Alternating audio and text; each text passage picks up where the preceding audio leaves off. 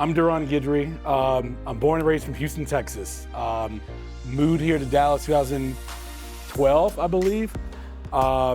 Graduated in 2009 from University of Texas at Tyler in East Texas. And, I went into the world of sports. My first job was working at a sports agency doing sports marketing. And I didn't like it. I felt like I was working for the bosses and not getting anything from it. And my stepdad told me, he said, look, you got to change your mindset. You're working for the man with the three letters of, I can't say the agency's name, but he said, change your mindset and do your own thing. And I was like, look, I'm broke. I don't have any money unless you give me a loan or something like that. But I stepped out and I created my own sports marketing agency with another partner. We built it to a great business, sold it, and it was an amazing ride with that. That was 2016 that happened. So when I went on to do that, I was able to figure out what was next in my path. And I was like, all right, well, what's next? And I saw this huge opportunity where athletes were creating their own media companies now, production companies, and ownership of your IP is so important in all things, intellectual property. And I saw they were using YouTube, they were using Instagram, TikTok, all these other platforms, but it wasn't giving them what they needed. And I had this grandiose idea, this big vision, and said, what if I can create the first ever athlete-owned TV network, and bring all these athletes together, guys and girls together, like the Golf Channel. That was founded by Arnold Palmer, who's a, famous golfer, and now it's owned by Comcast. And it does about $300 million a year in revenue. And his legacy lives on through that network still. His family still gets paid forever because Comcast owns it. So I said, what if I can do that? The Tennis Channel, same thing. And I said, well, athletes should have their own network, and be able to have their own place of distribution, ownership. And then now we did it. We are now on Amazon Prime Video as of a couple weeks ago. We're on Sling TV. We're on YouTube TV. We're the first ever athlete-owned TV network. And no, thank you. Thank you so much. And that ride was hard. It wasn't easy.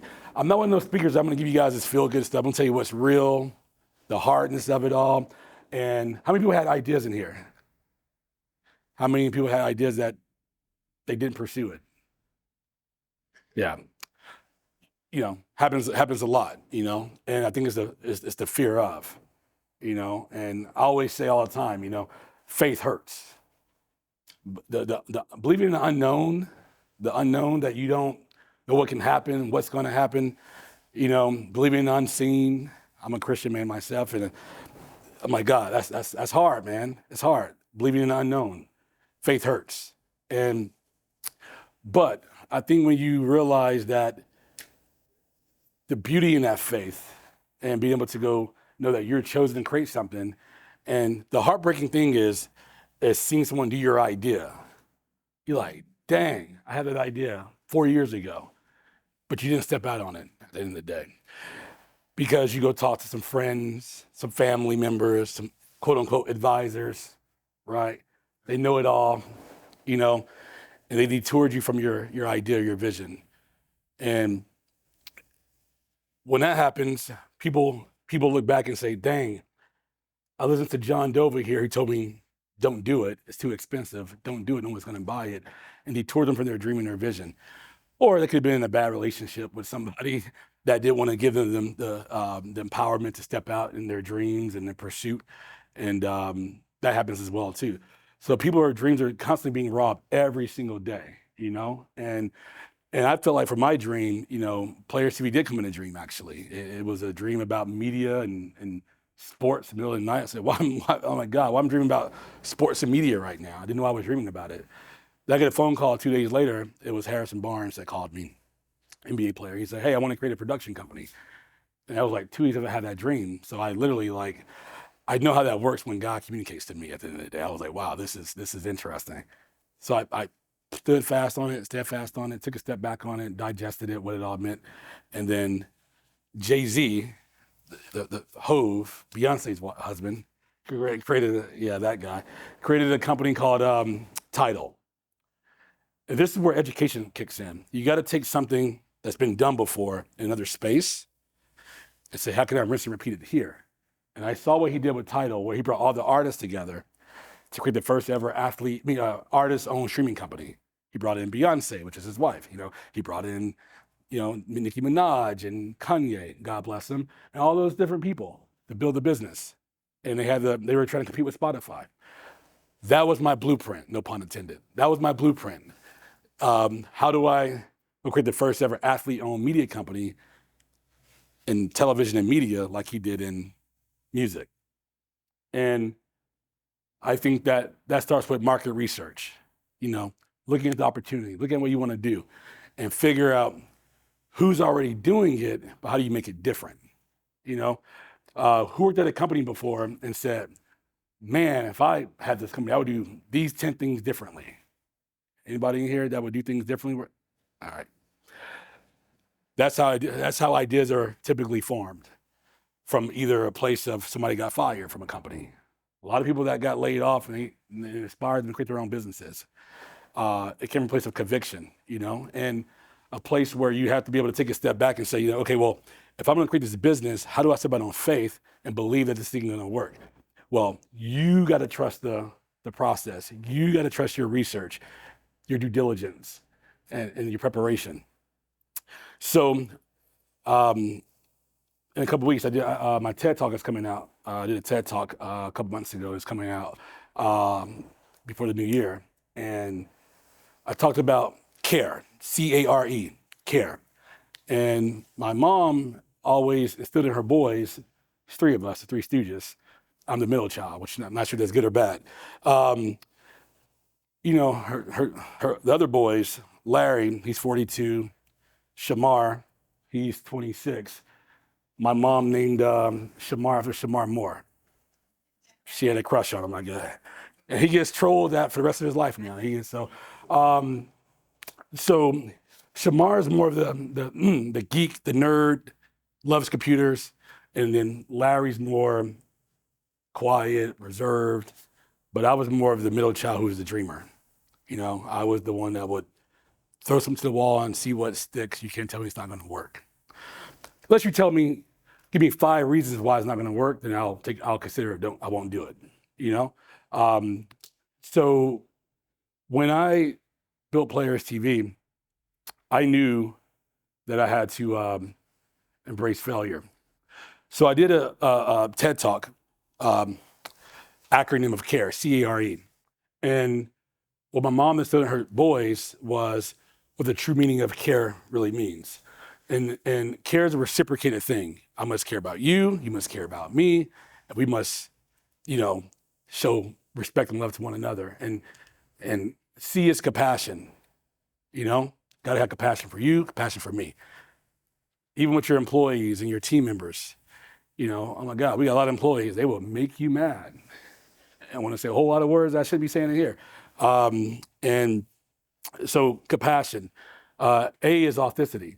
Allowing people to be authentic and allowing people to be who they are. I think as society, we try to change people, and people are not going to change unless they want to change, and sometimes take to look in the mirror and say, man, I gotta change. I need to, maybe I am the problem versus the solution right now, but allowing people to be who they are and people be authentic who they are as well. Respect, is the R in care. It's earned, not given. I must respect you, you must respect me. And we're gonna respect one another. And then E is empathy,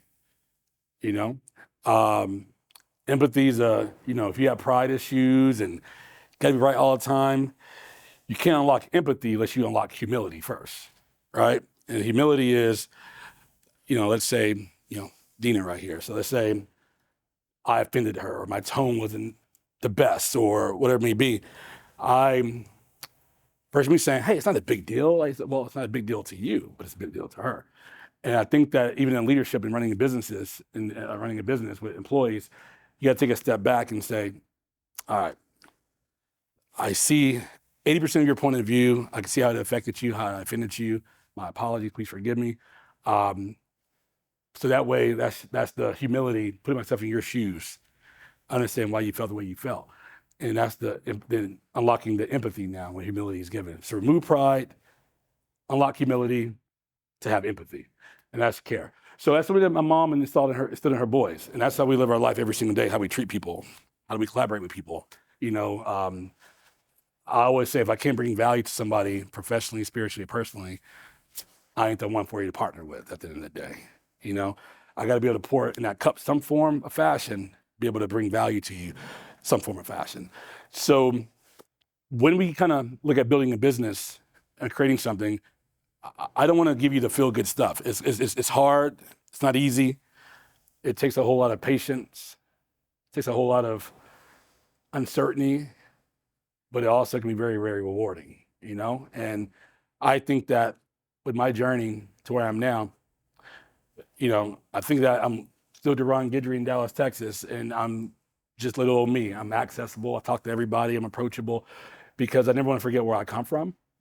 And I always make sure that I'm always available to those that want to, collaborate, speak, help people with their visions, their thoughts, but be available and never think that you're too bigger than the next girl, the next guy.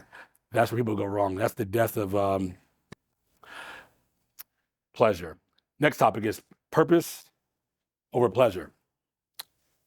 You got to understand what your purpose is and your why. Y'all hear people say, what's your why? What's your why? What's your why? Well, I think you got to understand what your purpose is, and pleasures. You can't go build something and create something with pleasures leading the mindset. You're going to lose every time. I'm going to build this business because I'm going to go buy a Bentley. Dead. Not going to happen. Not going to work. But I'm going to create this business and this opportunity to create opportunities for others that's bigger than me, myself, and I. You, yourself, and I. Right? That's the purpose. Being able to build something, create something that's bigger than you at the end of the day. And bring those, like for me, it feels good to have people that work for your company, at your company. I don't call our employees employees. We call them our business partners. Let them know, hey, you have ownership too. You have equity in this company as well. We're going to build together. We're going to grow together. Make them feel like they're part of the family because, a lot of companies you don't feel empowered sometimes. It's like a bunch of dictators and no one's wanting to collaborate and it's all this stress and everything like that. But I think it's really important to understand that what's your why and what's your purpose on what you're building, why you're creating something, and then step out on your own to go do something, but don't lead with pleasure though. Because if you're doing that, they say money's the root of all evil, so they say, right?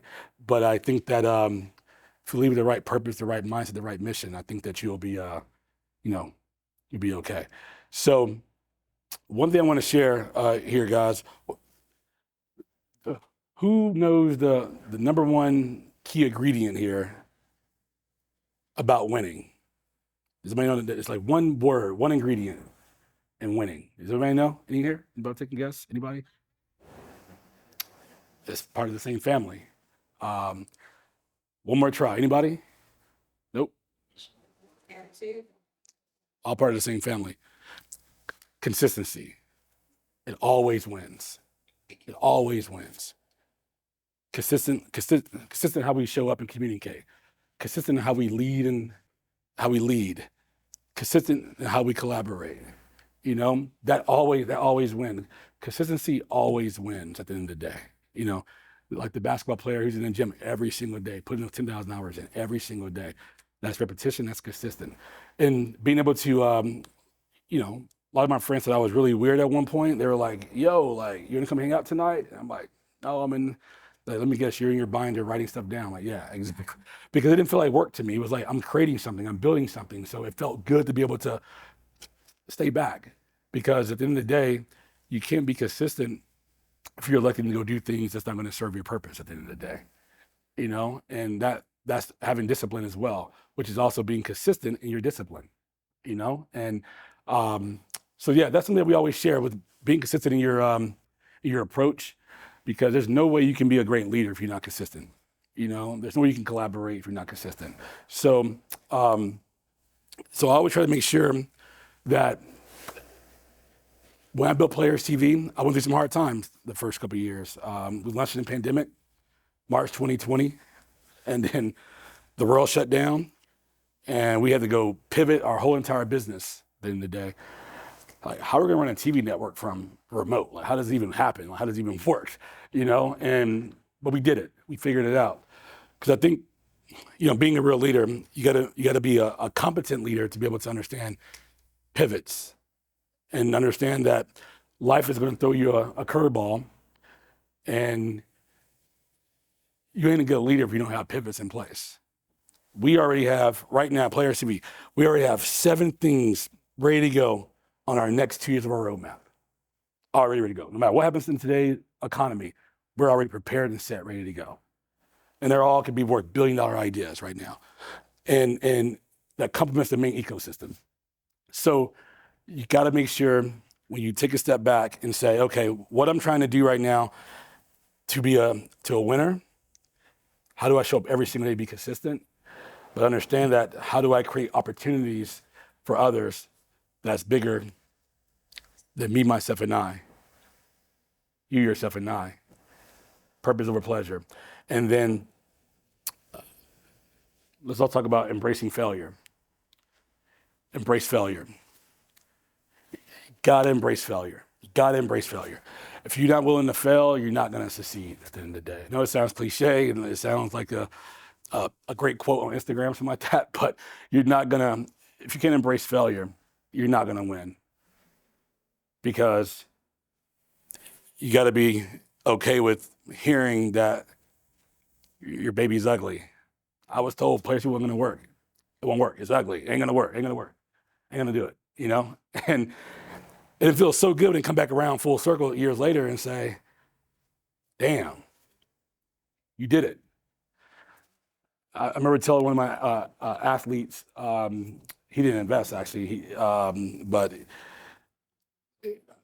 I told him, I said, look, I'm gonna do this with you, without you, or against you. The common denominator is what? I'm doing it, right? And we did it. But along the way, it came with a lot of failure along the way. So you gotta embrace the failure. What people lose is when they accept the failure, when they allow it to define them. They just give up, done, not gonna do it. And that's where people are constantly losing, because they're accepting the failure. But failure should teach you, I'm gonna stay on the record today, so if it's recording, you got it. But I was a 2.7 student, not the best GPA, unfortunately. I didn't apply myself in school. I was one of those guys like, hey, you got your notes for your test today? Can I use your notes and do the review real quickly? But my mom was a woman who had a very photographic memory, where she didn't study 3 weeks out. She'll study like 40 hours before the test and go up there and do it. Good. That's the gift that I got from her. But I didn't apply myself. But what business taught me was it would truly humble you, because there's a lot of bad people in business that will lie to you, that will steal from you, that will portray to be your friend, and that will leave you lost and confused of like, why is this happening? But it teaches you how to have a great discernment as well. We go to church, we talk about discernment, but we don't practice it. And we have to understand that your vision is not my vision. Your purpose is not my purpose at the end of the day. It's about unlocking where you're trying to go, where you got to go, where you need to go, right? And so my mission today, like I told Cliff, is that I turn down like 90% of opportunities just because I don't do things for money. I don't do things for attention. Quite honestly, I hate talking about myself, actually. Doesn't make me feel good. But, I like talking to small crowds, small groups, because it's more intimate. I went to the Forbes, I spoke at the Forbes BOK summit a couple weeks ago, and I turned down the main stage. I said, no, I want to do a breakout session like this, This is more intimate for me because, doing a panel conversation, your PR person says, hey, here's your 4 questions they're going to ask you. Are you good with those questions? I'm like, people are paying $400 to be here. Let's give them a value of substance they can walk away from and say, you know what? Okay, I'm inspired. Now I want to go figure this thing out. So my mission in my life, my purpose is how do I serve? How do I live to love, live to give? And that's kind of where my purpose is at the end of the day. And it feels so good. We have one of your employees that's going to go on vacation, PTO, and it feels so good. It's like, oh man, that's awesome, because you can be able to provide that opportunity, and it feels amazing, But it comes with tough decisions as well too. When you're growing a business, and we had to go lay off some people 16 months ago, and it was hard. I remember like crying. I remember in tears. I'm like, we had to go lay them off. Like, I got to go have the conversation. That was like the hardest thing ever. But we brought some of those people back, and we're scaling, we're growing, we're booming. But I knew it taught me a lot of things along the way. Is that it's okay to be attached to those that you care about, but let them know your heart and your why and your purpose. So trust can be built on a solid foundation versus on leased land. You can't build negative habits. You can't build negative things on a bad foundation of a home, right? You can't put a home on a bad foundation. It'll tilt over, it'll fall in, and same thing in life, right? You got to make sure that you build things on a solid foundation. Day one, relationships. All relationships, marriages, business relationships, is all the same thing these days. Because I have a business partner, I love him to death, Colin Costello. He's my co-founder, and we have a fight like once a month. And I'm like, if we get divorced, it'd be $100 million divorce. It'd be bad, So who else is bigger than us at the end of the day? But we're able to have real great conversations about things because you have to be able to communicate. Yelling, screaming, and shouting, it doesn't go anywhere. But being able to understand like where we're trying to go and understand that us falling in our relationships can hurt everybody around us. So I think being able to be a real leader, embrace failure, understand your purpose, the care system is super important. Showing up every single day, having compassion, being authentic who you are, having respect for those around you, having empathy. I think that you have a great recipe of a good foundation to lead and build. So I'm honored to be here today, and thank you, Cliff, for having me. But I really, really want those that are here to really tap in, unlock within, and figure out ways that you can build. So all you guys raise your hands for ideas. I think you should take a step back and re-invite those ideas again and see where things are at. So, but yeah. So I have a question. Yeah. And so it kind of came from some of the chat from the online attendees. Mm-hmm. So the premise of it is when you have your idea, what do you do next? So to add more context to it, I want you to share the story about when you got your idea for PlayersTV. And let's say before you reached out to get funding for it, how did you flush that out? What did you do? How did you flush out that idea before you started presenting it to other potential investors? Number one, do research. Number two, talk to your friends and family, get like 30, 40 people and say, hey, I have this idea. Or ask a hypothetical question like I did. I said, hey, friend number 1, 2, 3, 4, 5, 6, 7, 8, 9, 10 friends. Hey, what if there was like this TV network of athletes doing reality shows, cooking shows, documentaries, bringing you athletes in a much more humanized way? Would you watch it? They were like, hell yeah, I'll watch it. That'd be great. I want to know who these people are as human beings versus the players on the court or the field, right? So test it with your friends and family, right?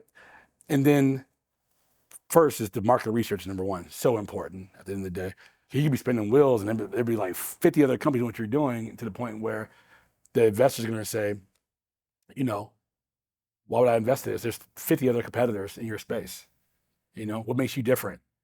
So these invest rooms are very daunting. They're quote unquote know-it-alls, and so you gotta be prepared on the information. So market research, test with friends and family, build a nice presentation that's highly visual, you know, not a Word document PowerPoint. It needs to have some stock photos, pictures, and all that type of stuff. So that's the first start. And then making sure that it's presentable to those and being able to convey that. So if someone asks me what PlayersTV is in the elevator right now, we're the first ever athlete-owned network, distributed to over 300 million households around the US, Canada, and UK. And that's who we reach. That's my elevator pitch. Can you repeat that? Elevator pitch. If someone asks me, what is PlayersTV? I can convey my business in less than 30 seconds. I can say we're the first ever athlete-owned TV network. We distribute it in 300 million households around the world in US, Canada, and the UK. Right? Deals with Amazon Prime Video, Sling TV, YouTube TV, many more. Fast, quick. That's, you know, you have somebody who can explain your business really quickly, really fast, and what it is. So that's what I would say, Cliff. Those three things first is being able to do that. I have a mic. So if you have any questions, ask for the mic so we can get it. Hello. Thank you for sharing. My question is, in the process of building your company, what tips or suggestions would you give in finding the right team? Because again, you can't do it alone. You have to have others. Because that is something that I've had an issue with, is finding the right team of people where everyone pulls their weight. You don't have slackers. You don't have people trying to, you know, what suggestions or tips would you give in combating that? Good question. I would say, number one, if you're gonna hire somebody, the rule that I got now, and I understand, is hire slow, fire fast. That's hire slow, fire fast. And it sounds pretty bad, but you gotta hire slow, the right people. And let's take it back a step now. Let's talk about starting the business and getting those people that can help you build your business. Number one, I would definitely establish a team of mentors and advisors, right? So I have 9 advisors in my company. They all serve a different purpose on why I need them, right? So example, so I have 3 advertising executive advisors that worked at Paramount, that worked at CBS, that worked those different places. I have technology advisors. One of my advisors just sold his company to Airbnb a couple days ago for $300 million. Adam Shire, he's a co-founder of your iPhone. I'm an Android guy. He co-founded Siri on your phone. Yeah. So I'm an Android guy. So he created another AI technology for Airbnb. Just bought it actually for a couple $100 million a couple days ago. So creating advisors that can check a box for certain needs you need in your business. So I now have my advertising advisors that can take me to some of the biggest brands in the world to get advertising for the network, right? I now have a technology advisor who can advise us on technology, how we're thinking. Remember I said earlier, think 10 steps ahead, have your pivots ready. So we're already looking for our technology play for AI a year down the road. We have one of the biggest geniuses in the world who's an AI guru, right? And Adam Shire from Siri. So putting advisors in place that can help serve a need in your business that you're building, that can really bring value and resources immediately, day one.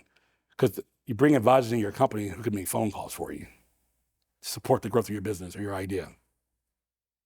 Yeah. Okay, thank you. And I'm in film production, so you can relate to that, and you know what just ended the strike here is, you know, so Yeah. being in film production, it is hard, you know, the hire slow, fire fast, because it's hard. You can start out with a team, and then you have people dropping off because of their, you know, quality of work or something like that. So Yeah, it's especially in the content business. It's when you find your right people, and she knows as well too. You gotta find your right people and stick with them. But I think when we start bringing in too many different people, and they have their own agenda sometime, And then, or they can be jealous of what you're doing. And then they'll go self-sabotage your thing and not see you succeed and go do it. So it's ruthless, unfortunately. So I would like you to speak to this. Imagine someone's coming to you, they have an idea, right? They are spending their time wisely on their purpose instead of choosing pleasurable things to do, right? But now if they look at their circle of friends and they got to build a team, their response is, but I don't know anybody.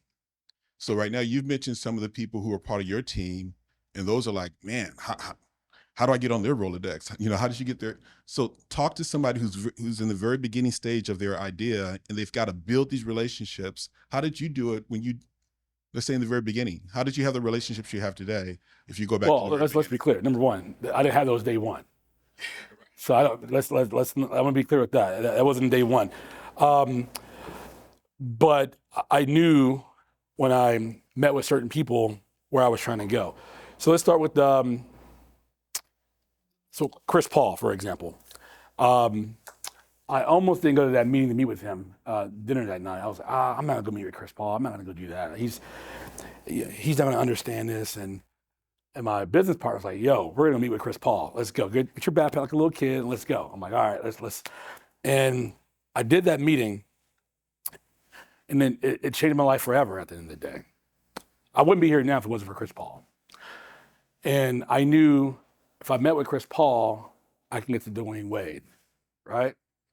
If I got to Dwayne Wade, I can get to Carmelo Anthony and to Kyrie, whatever it may be. That's on that side. But from a fresh idea standpoint, when I had Players TV early on, the idea, the deck, the pretty deck, right? I had the whole story laid out on a deck. And I said, oh my God, I never did a TV network before in my life. I'm gonna do this. I went onto LinkedIn, typed in a couple people's names, added them, and said, hey, I see that you worked at the tennis channel. Like, I had this idea. I know you're not there anymore, but I would love to be able to kind of show what I got going on because I would really, really value your input, right? People want to feel needed and wanted at the end of the day, right? You know? So that was my first start. I went to LinkedIn, found somebody who launched the tennis channel, and I said, I would love to get your thoughts and feedback on what I'm working on and get your thoughts and your reactions to it. That person came on, and that's when I started meeting more people in the space of TV, television, network. So it sounds like if you have a good idea and you flushed it out, one way to reach out to people that's not currently in your network is to ask them for help on your idea. Like, what do they think about your idea, as opposed to asking them for money or asking them like many other people do. I'm sure with a lot of athletes, a lot of people come to them asking for money, but you had an idea, and asking them for their thoughts on your idea is one way of approaching or building relationships from scratch. 100%. I always say, if you go in for asking for advice, you walk away with a check. That's what I did. I didn't go in there and ask for money or nothing like that. I just say, hey, this is what we're doing. So, I'd love to get your thoughts and input on it. And we're going to build something special. But your resume seemed very valuable and very knowledgeable. So I want to be able to kind of, pick your brain. And people are willing to help. Especially if you have the right approach. So share with me one of your core foundational beliefs or faith, because I have a belief of this, that life is a manifestation of ideas. And if you have a good idea, resources will be attracted to it. But you've got to be a good steward of your idea. You got to flesh it out. You've got to share it with other people, get their input, but it all starts there. So what would you say is your core belief when you had this idea and you didn't know where to go, didn't have any money, but you had to build it out? What is one of the core beliefs that you have? What's the last? I didn't hear the last part. One of the core beliefs you have that you had to hold on to, and that was your faith in the absence of substance or anything that you could see, but you held on to it because you believed that you can get out of this. There's another side to where you were. I trusted my preparation and research. I trusted what the information was out there, what the market was like, what it was. Like, I trusted the information that I researched. the need and the problem I was trying to solve, right? And that's, in every investor deck, you're gonna have to show the problem and the solution in the deck. They're gonna say, what's the why, what's the problem, what's the solution? Every investor deck, you gotta show that. That first page is gonna tell them immediately, are they solving a problem or are they not solving a problem? So I would say, trusting your research, so that way, if someone tries to combat you on what you're building, you stand 10 toes down and like, no, the data shows that this is needed out here, because the problem that I had in my company early on, everyone had their own idea. They as outside people. I remember calling one of my advisors, I was like, hey, if we just keep hearing all these different people's, opinions internally, we're never gonna launch our idea. We trust our gut and say, we're just gonna go do it and trust the preparation that we already have here and just go do it. That's what we did. So Ashley, who's watching online, has another question. She said she knows that you did your research, but did you do some kind of beta testing after you've done your research to test your idea of the PlayersTV? Any kind of testing or smaller beta testing did you do? As I said earlier, it's your demographic, it's your friends, your family, and people of that nature. It's people, just random people. Like, you have to go. I want to go talk to the super sports fan. I want to go talk to that fan that buys the jerseys, buys the shoes, paints his face. Yo, will you watch this if I had a show with DeAndre Jordan doing a cooking show? Like a Food Network show, like Guy Fieri, would you watch it on PlayersTV? Oh, hell yeah, that'd be dope. That tells me how these athletes are as humans, and they're regular people. So that's what we're doing. We were trying to solve the problem to bridge the gap between the fans, right, and the athletes, so you can learn them in a much more humanized way as humans. They're all husbands, they're all wives, they're human beings. That's what we're trying to solve. So that fan can now not just buy the jersey, they can buy the products, and they can watch the content of their favorite athlete. So that's your beta testing at the end of the day. Make a list of 100 people, take 10 people, refer me to 10 of your friends, and go ask them. Do a little survey. And luckily, my co-founder, Colin, had a YouTube channel. He now has 1.2 million subscribers on YouTube, my co-founder. We did a poll. We polled all the subscribers and said, hey, would you watch this if this existed on TV? And I think it was like 6,000 people polled and 85% said yes. The data's gonna speak. First of all, thank you for being here today. So God has given me a vision for a real estate company. I'm the broker. I say I'm the steward of it because it is his vision. He's given me the entire marketing plan. I see the vision long term. Can you speak about when you've gotten that vision and you see it 5 years from now, but I'm not at day one, but you're at day one. How do you combat the little voice in your head says, oh, you're not there yet, or, oh, so-and-so, they are already there, they've arrived. How did you how did you take it day by day to progress to that long-term vision that beyond a shadow of a doubt that God's given you, but you're not there yet? That's a great question. So,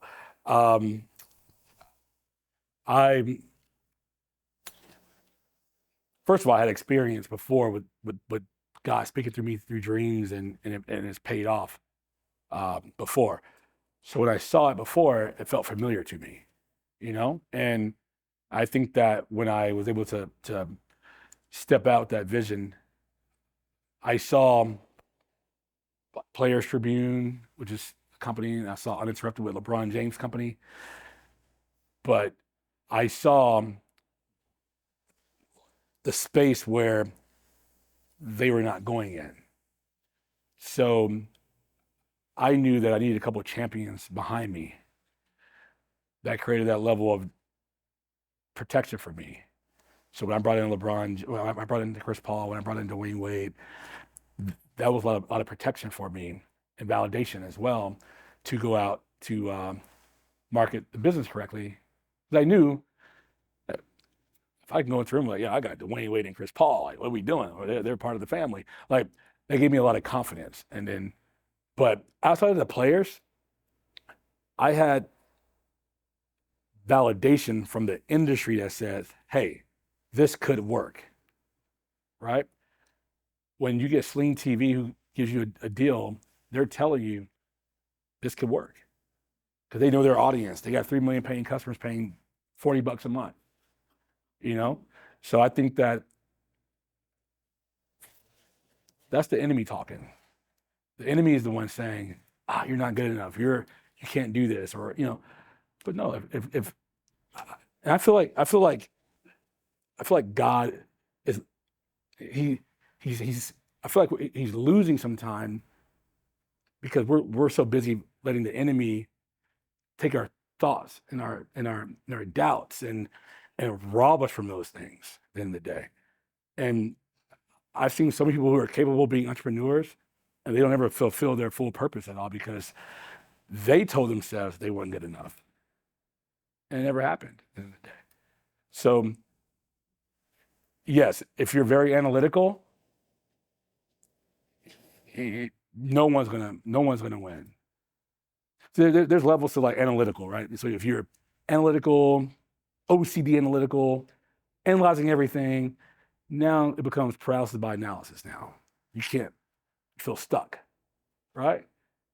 You look up 4 months down the road, you're still stuck, and you're like, "Dang, someone else just did my idea," you know. So I would just say, like, analyze information, stick to your vision that God gave you, and just go do it, step out on faith. But you're going to get people to tell you your idea's not going to work. It's going to happen. It's going to happen, but you got to believe that, though. Yeah. Hello. Thank you again for being here. Mhm. I'm Keisha with Catering Essentials. So my issue is I am an analyzer by day because I'm working finance, and that's just natural. I'm a numbers person, but I also have these two hands God gave me, and I craft, and I'm constantly creating. So while you're sleeping, I'm creating different dishes because we eat with our eyes. How did you go about getting funding when you first started with your vision, and how has it sustained you through the years, even through the pandemic? Good question. So I made an assertive choice not to go get venture capital money from VCs and angel investors because no one tells you the real about that. No one tells you about that. It is a bad industry getting money from venture capital, and I'm gonna get to my point here in a second, but we see these companies are out here raising $100 million and $400 million, and it sounds really good. And we're celebrating these founders for doing it. But I always tell the person next to me, hey, go ask that founder how much of that company he still owns. So no one talks about that. No one talks about that. Because for every round you go through raising financing, you're giving up between 15 and 25% of your company, right? You know, and that's we don't hear that on the feel good stuff, you know, when we're watching that. But that's the stuff that's educational. Like, so when I saw that information, if you take the wrong money from the wrong partner that don't bring value to your overall business, they're saying, hey, here's $1 million, right? But I want 2 board seats. And the person who's the visionary, right? Like, oh, this is $1 million. This is great. I got $1 million coming in, right? But you don't realize that you're all about to give your company up pretty soon. Because you have a board of 7 people, because it's usually like an odd number for a board, right? And you don't want to make sure that person that you're bringing in to get money into the company, they want 2 board seats. They are already plotting to take over your business and outvote you out of your own company, right? You know, so we were strategic. We did the family and friends and athletes invested in company, and that's what we did first, right? And then we actually just launched the first ever fan raise where fans can become owners in PlayersTV. We did the SEC filings and all that, a Reg CF filing, and we raised over $3 million to now allow fans to be owners alongside their favorite athlete. And we have like 3,000 shareholders now, and that's how we did it. Now we're focusing on just revenue at the end of the day. Because we don't really need to go, raise $15 million.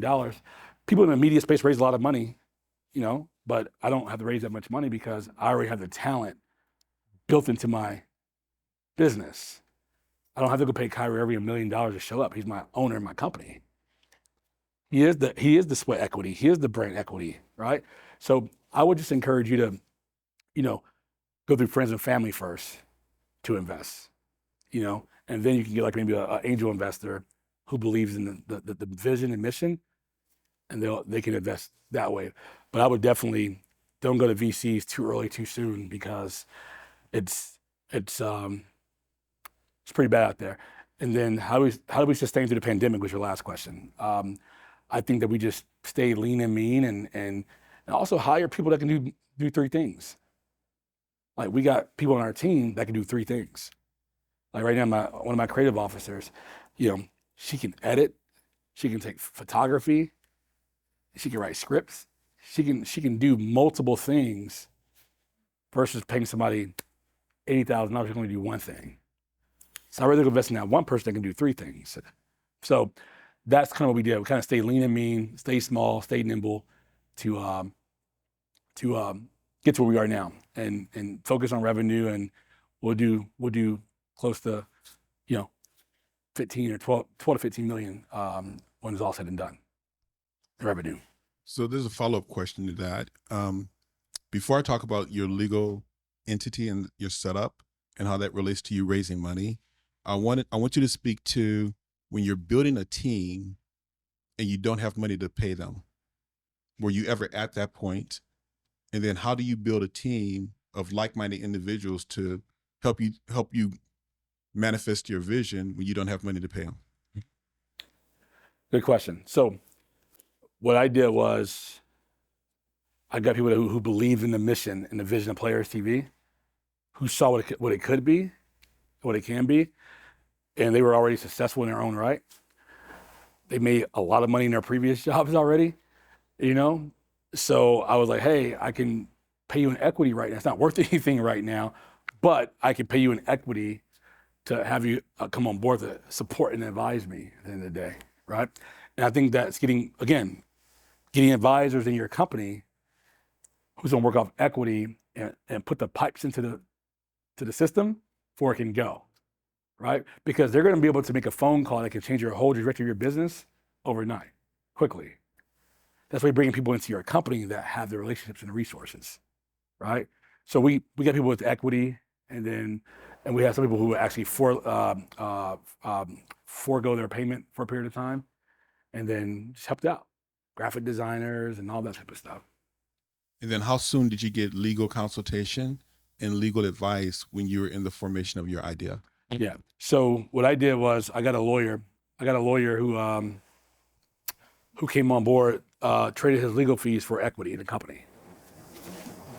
So he was smart. He took the preferred and pushed his payment back and took equity and provided legal services, and that saved us a lot of money, hundreds of thousands of dollars legal fees.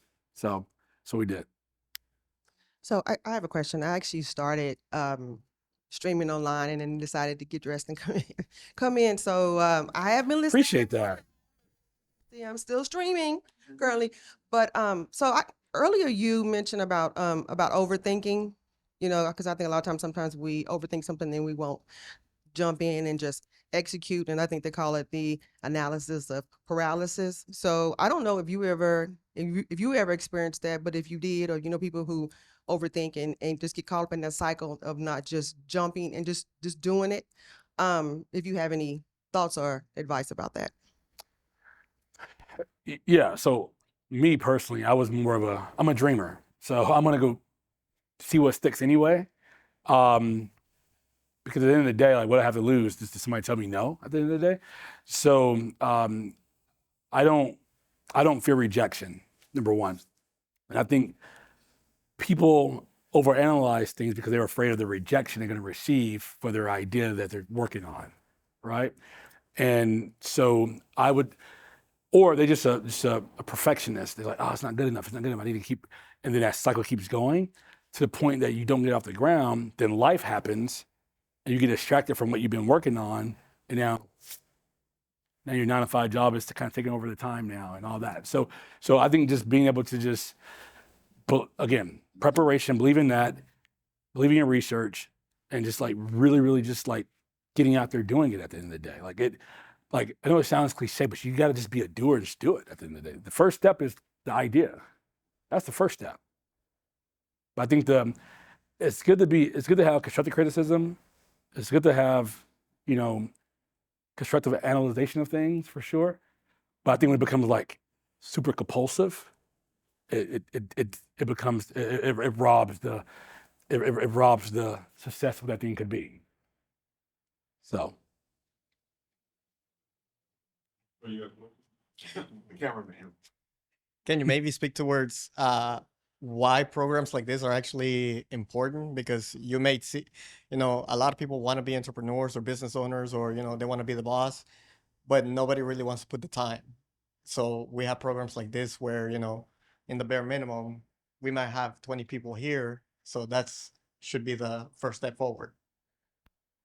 Yeah. So what's the question one more time? So the question is, what would you say about like programs like this that are genuinely trying to reach out the community to? I encourage them to use these resources. Gotcha. So I personally still go to these events as well as a spectator. I'm a sponge on the wall. I like to just be able to, I love education. I love documentaries. I love just feeding my spirit on things. So these things are so important, especially the small settings are so good, because I think that you can have a lot more, intimate conversations on building. And I think that, when you can bring people together, I actually met somebody a month ago, went to an event, and they met their business partner at an event like this, and they have a $5 million a year business right now. So like, this is rare, bringing like-minded people together, right? Versus like this big, huge, like 30,000 arena. And we discussed that last night, actually. That is, those can work when it's a big thing. They have breakout sessions that can actually, let's say I want to be a real estate investor. I can go to a breakout session to learn about real estate investing, right? That becomes valuable. But these intimate settings are really just so impactful, and especially when it's people in your community you can go grab coffee with and connect with. Like, I want to talk to her now and get an understanding about what kind of content she's creating. And I know Dina's doing content, and like I want to bring people together who can make content and see if we can use them for PlayersTV type of projects, right? I'm always thinking about ways that we can connect people in our community I'm working with. And I think these are the events that allow that to happen for sure. Super important. Hi. So thank you for being here. And 2, congratulations on being able to bring your idea into to life, right? I'm a professional coach, and one of the things that I think we do a lot of times is glamorize what it is to be an entrepreneur or a business owner. And a lot of times people don't understand what really goes into what it takes to create and build something. And so one thing that I typically ask my clients is, to get where you're trying to go, what's important to take with you, and what are you willing to give up to get there? So I'm curious for you, what was important for you to keep with you while you're on this journey of building this major business, and what did you have to give up to get to where you are today? Super good question. I can tell she's a coach. Yeah. Wow, good question. So I had to create a smaller circle. I had to be selfish with my time. With you have friends, you have acquaintances, right? And like I use the word friends like very, very like it's like saying I love you, very, very serious, right? Like friends, a friend to me is somebody, if a car breaks down, they're there, not AAA, right?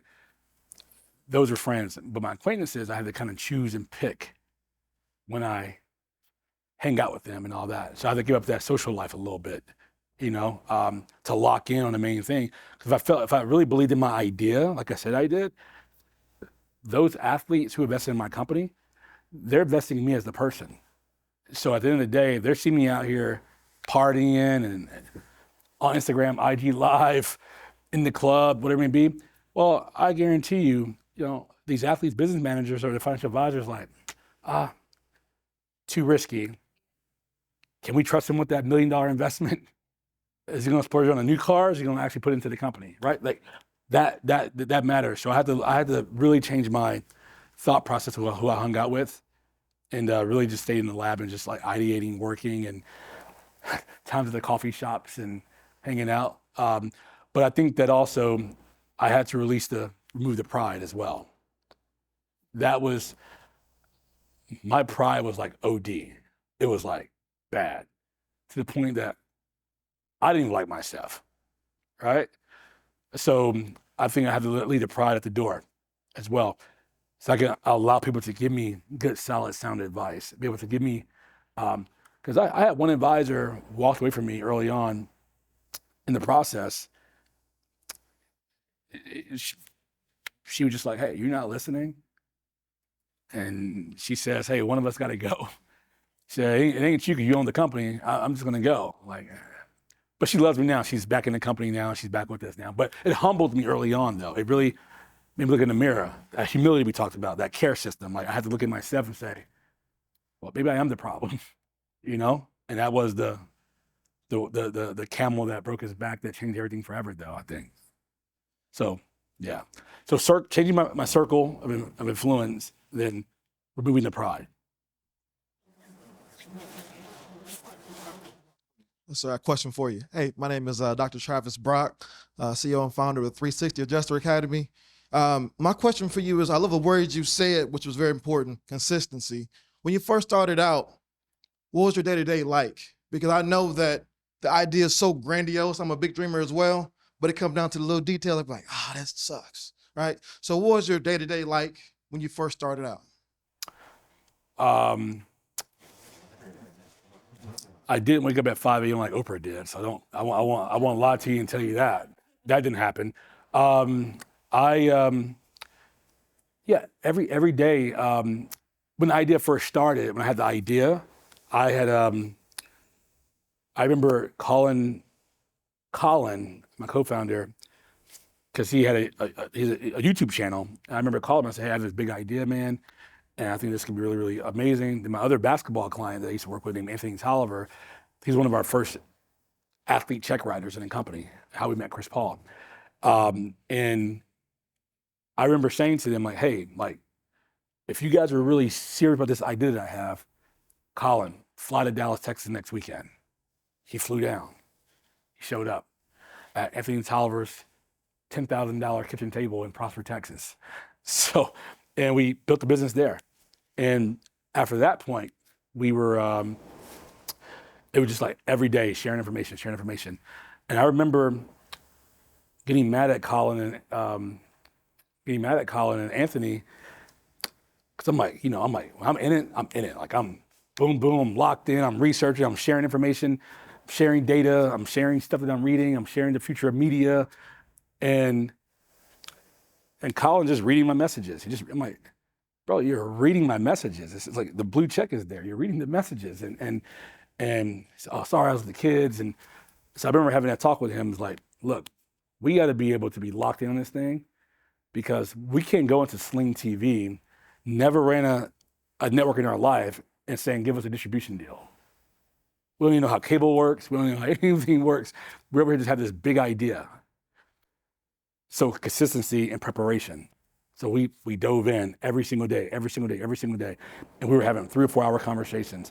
And after that, it just getting into a whiteboard, just drawing it out on the whiteboard, figuring out how it connects there, how does it connect there, and being consistent in that.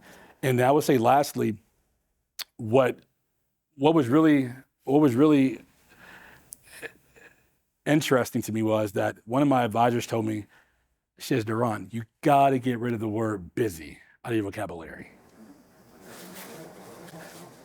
And I look back at it now, that word has a negative connotation to it, busy. oh, hey, Deron, sorry, I've been busy and we can't meet right now. We can meet 2 weeks from now. That just made me so mad, man, when having these people you're trying to meet with, pushing back 2 weeks. I'm like, yo, are you that busy from like 9 a.m. to 5 p.m. for 3 weeks straight? That's miserable, you know? So that word busy, it means it's busyness. You choose what you'll make time for. So that way, consistency is a true measurement of what you're making time for, prioritizing what's important along that journey at the end of the day. So I give you a long story, but I want to tie back to consistency. I think that's the thing of the being able to stay focused every day, preparation, researching, reading, building out decks, building out visuals, hiring a great graphic designer that could paint the story for you in a deck, and all that type of stuff. So every single day, pushing at it, and staying on with your advisors who you're giving equity to. Like, yo, I know the equity is worth 50 cents right now, but like, yo, I really need an introduction to Sling TV. I need that, please. And just staying on it, staying relentless on it as well. So I'm going to share some of the takeaways that I'm hearing, right? So, and we talked a little bit about this last night. So number one would be how good of a steward am I to the ideas that I'm getting? And I would ask you, as I share the 3 things that I'm taking away from this, I would ask you to think about the same thing and possibly share it so that we can enrich and encourage each other. So number one, am I being a good steward of the ideas that God has given me? Am I doing the work? Am I flushing it out?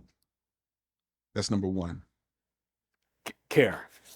Are you caring for it? Yeah. Like you can't be a steward of something if you don't care for it, right? You can't love that thing or love that person if you don't care for it, right? You gotta like care. You can't love something if you don't care for it, right? So that care is a super important word. Like it's super important because it connects to it's the pipe to every single thing. You can't be consistent if you don't care about being consistent, right? Like that's the super important thing. So that is a major takeaway as well. Care. And so the second thing is time. And I like what you said about purpose versus pleasure. Like, how much time am I spending watching TV? How is that moving me towards my purpose? I can find anybody to go to a happy hour, but can I get a group of people together to help us flesh out each other's visions board? So how am I spending my time? And am I really cultivating trusting relationships? We talked about Munson Steed, and he came and did a talk about every year you should be meeting 100 new people. You mentioned 100, but 100 new people. Imagine meeting 100 new people a year. That's one person every 3 days. And are you bringing value to that relationship? And so those are the 3 things. It's ideas. Am I being a good steward of my ideas? How am I spending my time? And who am I building collaborative, trusting relationships with? And that's where I'm really got to look at how I'm spending my time and how do I elevate that to manifest the goals and the ideas that I have. So I wanted to share that with you because that's what I'm taking away. Mm-hmm. And you're an example of that, right? We reached out, we met each other, and we talked about like us, like we got to know each other, right? Fellowshipped. Yeah. And so my thing here is that I'm so appreciative of you. I say this all the time because you are spending your most valuable resource, like we all are here today. You could be doing other things today. And you're pouring into the Empower series in the community. And I believe that what you're doing is really enriching lives that we can't even count right now. And so I'm words cannot reflect my appreciation and thankfulness. Thank you so much. Appreciate that. Any other questions? Comments? So I do have a question for the audience. So what are you taking away from this? You know, I shared, if you feel like sharing, share, but what are you taking away from this? The most respectful thing I think we can do is take ideas and act on them. Yep.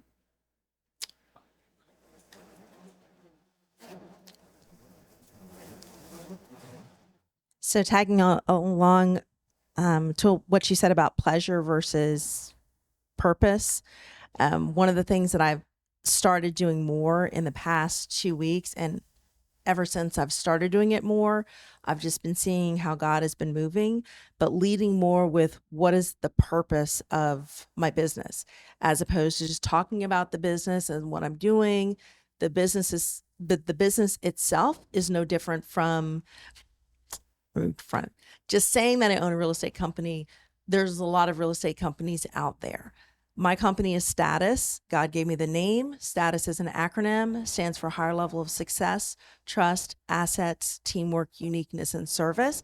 And while all of that is very unique, the purpose of Status is to be able to give away a home every single year to a deserving family. And the more that I've been sharing about that in the past 2-3 weeks, it's like God has been moving and opening new doors. I'm just like, okay, I haven't been leading with the purpose enough about what Status is. I've talked about what Status is, and yes, that's unique, but the purpose itself. And so hearing you talk about that, that's kind of confirmation to me. That's like, okay, continue leading with that purpose. And then I feel like other things will continue to follow. That's your impact, though. That's the impact of that makes your company unique by itself. The impact of what you're trying to accomplish, right? It's like for instance, so my impact right now. So when it's all said and done, first of all, I want to make sure I get those 2 words from God that says "well done." That's what I work for every day. Make sure it's well done for Him. But number 2 is like, when it's all done, my mission is to be able to help 100 people build $1 million businesses. Then I'll be a part of a $100 million impact with that as well. So that is my goal. I want to take people that look like me, that have a vision, and have them be part of their journey to reach millionaire, whatever it needs to be, but being a part of that mission with them along the way. If it's like a passive investment, if it's like just investing in them, bringing my investors to the table. If I get 100 people become that, I think my impact is part of that as well. So I think impact is your Status real estate. That what makes it different. Like, hey, this is how I'm different, because we're serving people, but also making impact by hopefully give a home away for free to somebody that need one. So when you got to an investor or something like that, or a home builder or a developer or something like that, you can say, hey, invest in my company because this is what we're trying to accomplish at the end of the day. So yeah, so I appreciate you sharing that.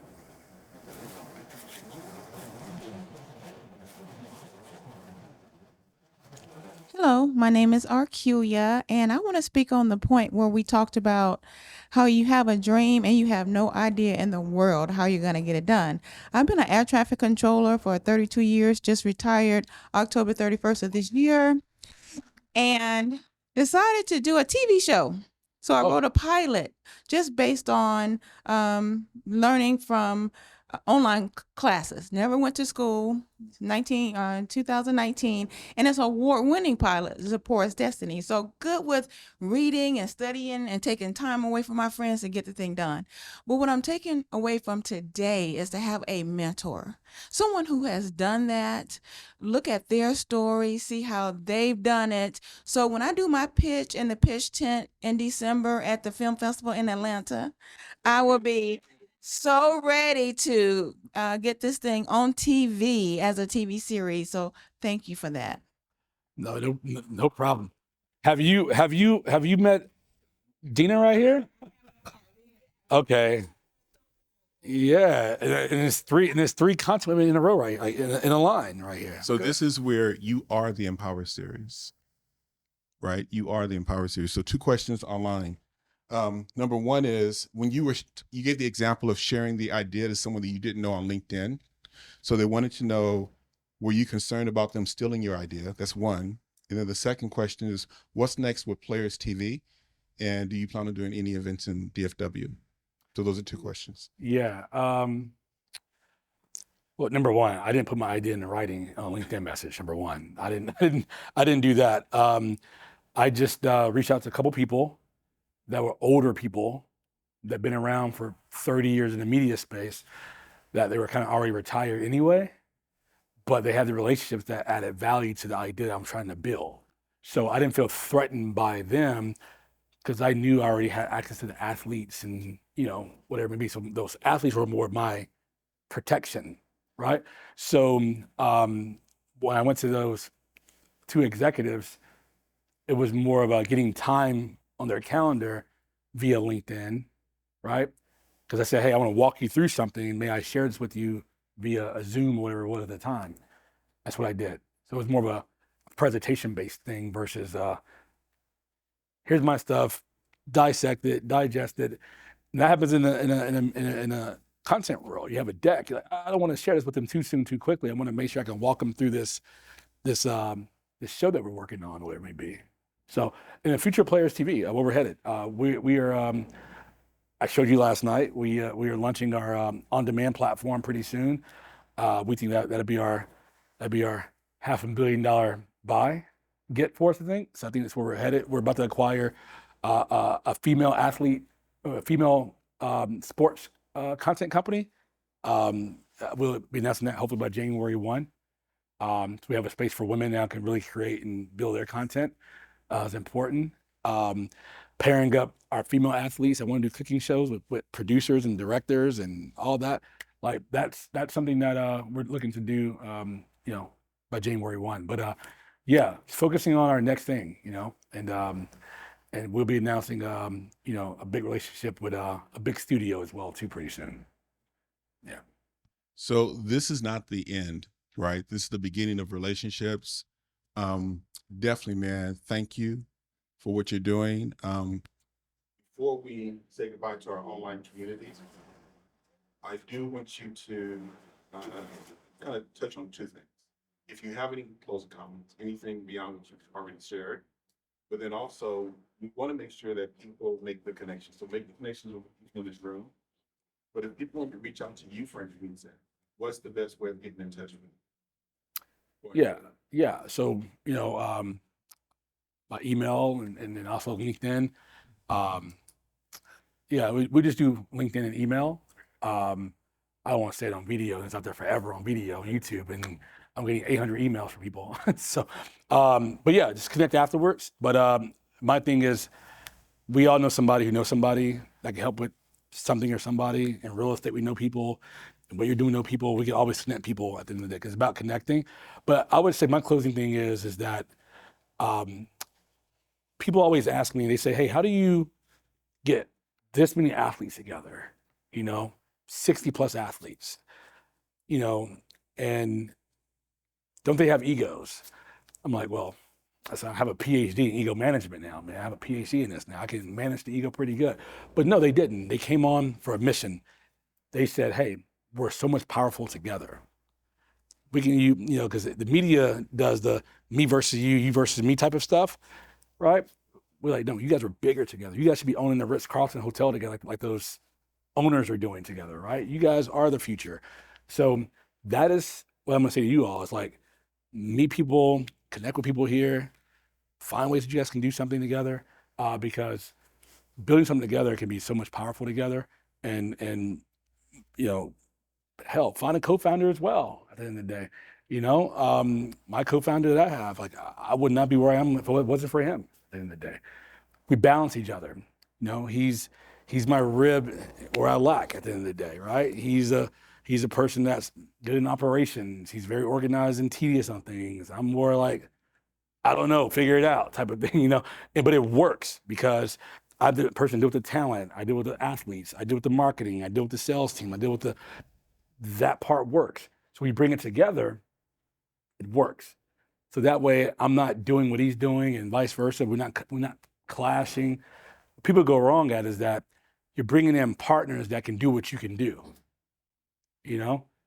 Like, I want to bring in a partner that can handle something that I can't do very well, right? So it's like relationships and marriage, right? You should be with somebody that can bring value to where you lack, right?